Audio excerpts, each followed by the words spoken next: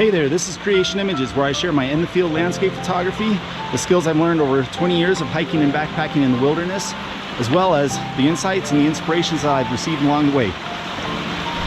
If you're new here, go ahead and click on the subscribe button and ring the bell below so that you can receive notification every time I come up with a new adventure. And I really appreciate you being here, so thanks for watching. Good morning, everyone. Here we are in the snow heading up to Cameron Pass, Colorado. My goal is to spend the weekend in a snow cave high up on Iron Mountain. Now, I tried the same thing last year and ended up kind of almost ending in disaster. It was a little bit of a mixed bag. I was high up on the ridge and just freezing and exhausted. The wind was filling in my snow cave with wind-blown snow, and I ended up bailing out, heading down the mountain to seek refuge a little bit farther down.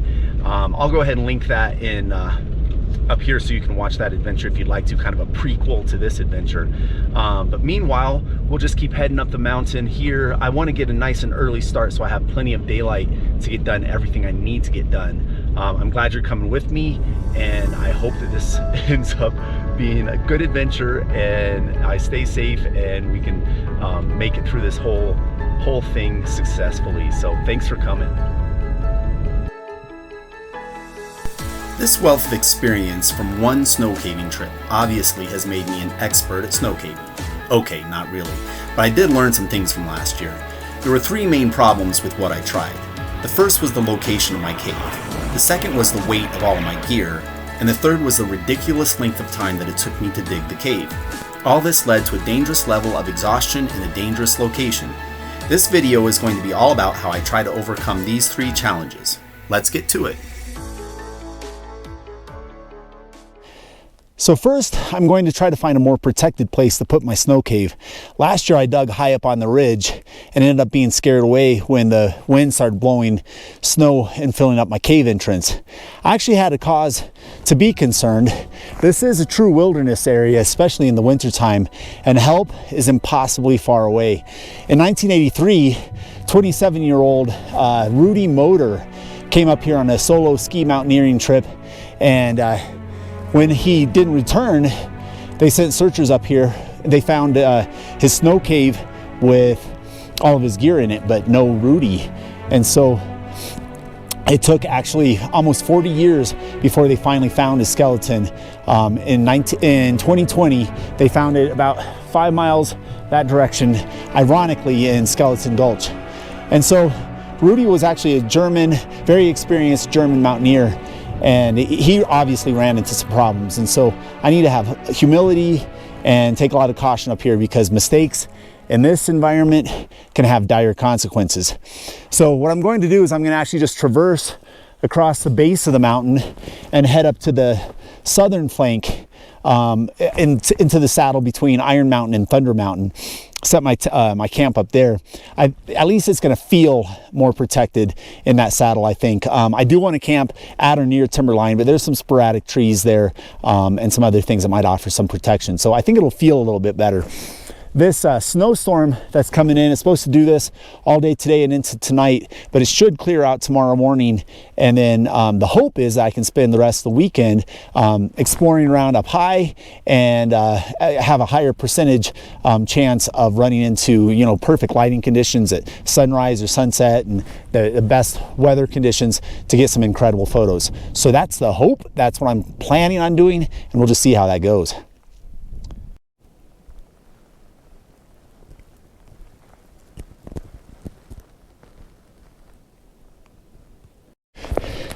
The second thing I'm doing differently on this trip is using a gear sled, or what's known as a pulk, to help me with all my stuff.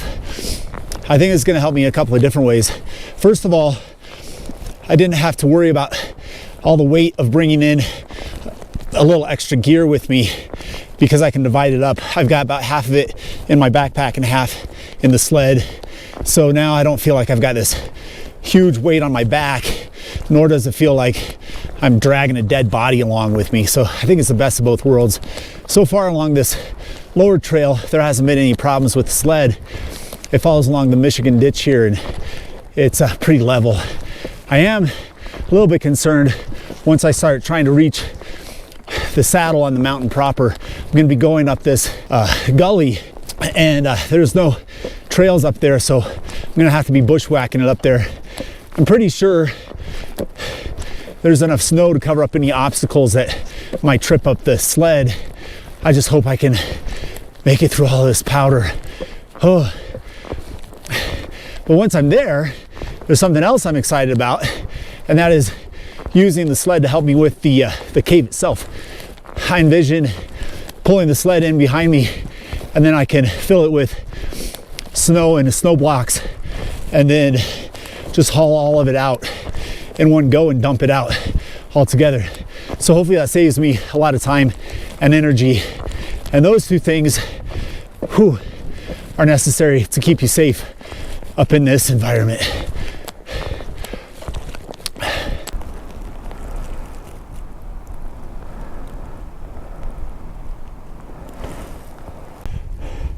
Right up through there is the gully, the access gully I'm going to take to get up to the saddle between Thunder Mountain and Iron Mountain.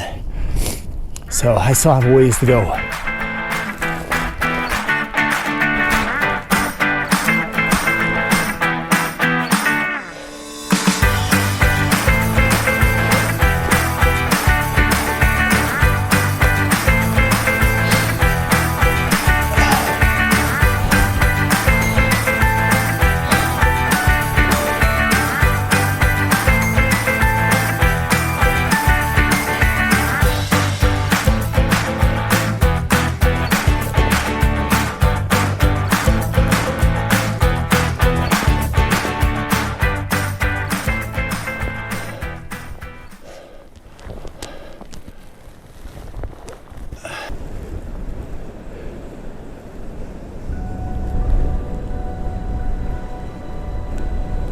The wind is just really picking up really aggressively, and I can see it even from down here that it's just howling up on that saddle.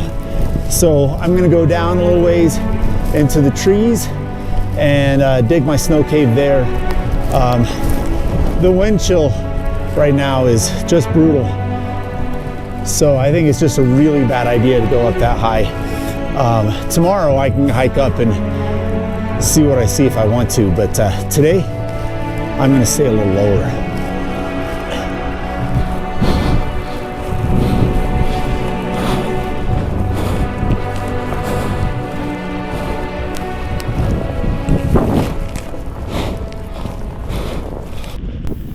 Okay, I finally found a place high up in the gully, but I still felt safe. Now the real work would begin. I used an old tent pole to probe the snow to be sure that it was deep enough. I checked both sides of this small clearing and high up towards the small cornice. It was interesting to see where it drifted deeper, and I finally pinned down my exact spot. So the third thing that I'm going to do differently this year is use a new tool to actually dig my cave. I've got this tool. Last year I ran into a guy named Benjamin Yang online, and he was making these, he calls them a cave carver, and you can find him on YouTube or on snowsaw.com. And about that time I found a bandsaw blade in a dumpster, and I went ahead and used it to make my own cave carving saw. And so I hope it's as efficient as Benjamin Yang's. I'm not sure it will be, but I'm going to give it a go. So let's just get started. Check this out.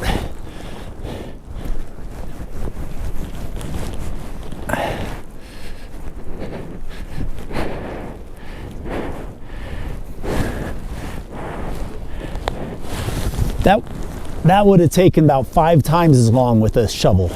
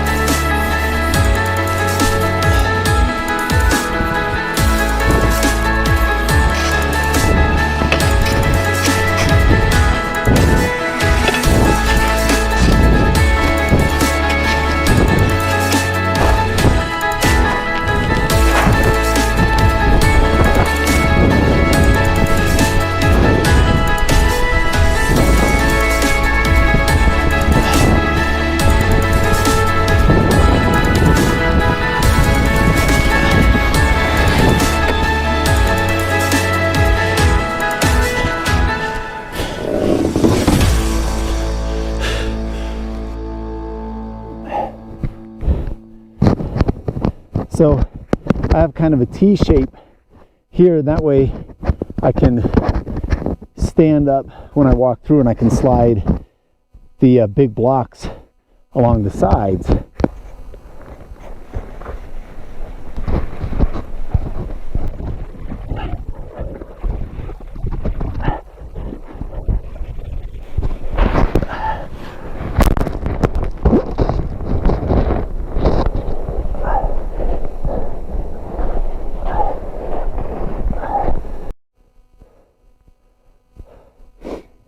It's almost 6 o'clock in the evening. I started somewhere around 1 o'clock, so I've been digging for almost 5 hours. Part of my problem was I wasn't on a very steep slope, so I had to dig through a lot of snow to be able to go down before I could start to go up. But I'm almost done. I'm getting close. And I think this saw has actually been extremely helpful. What I've been doing is using the shovel to break out the bottom like this.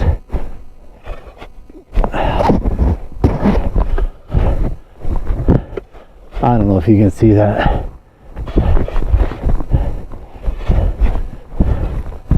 And then I'll take the saw, smooth out the top, and then just carve it straight down, and then it falls on my head every time. Then I slide it out towards the end of the cave, and then I carry that block out to the sled, and then push it down out of the way, and then I come back and do another one.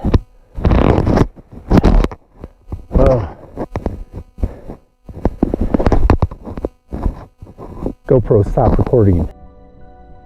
I was so close to finishing my cave, but I was slowing to a crawl. My day had started at 4 a.m. and it was pushing 7 o'clock by now. My arms and back were cramping up. I was tired of fighting to complete every single movement. It became a Herculean task to wrestle each block out of the entry tunnel and up to the sled. I just had to sit for a bit.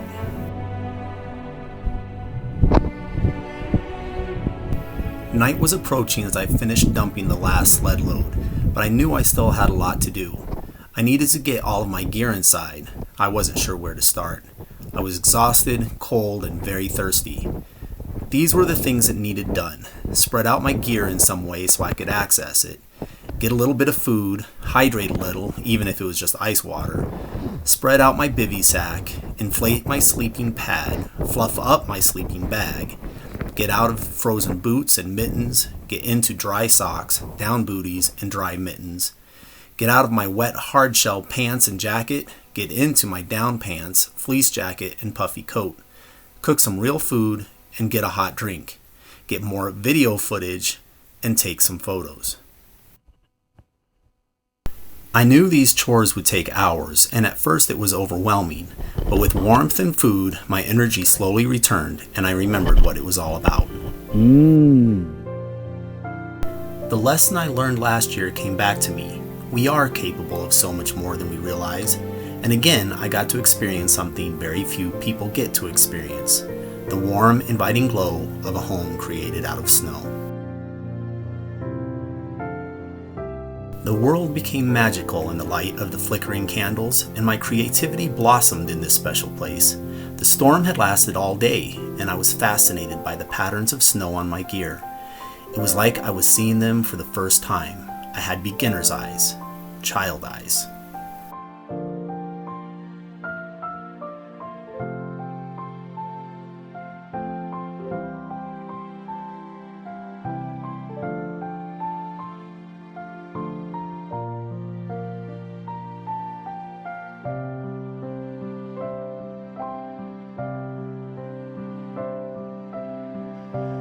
Midnight came and went by the time I crawled into my cozy bag.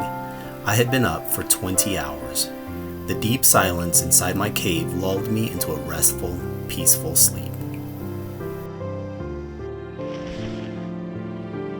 In my soul, I knew this experience was a blessing. As I blew out my candles, I knew I had already received my gift.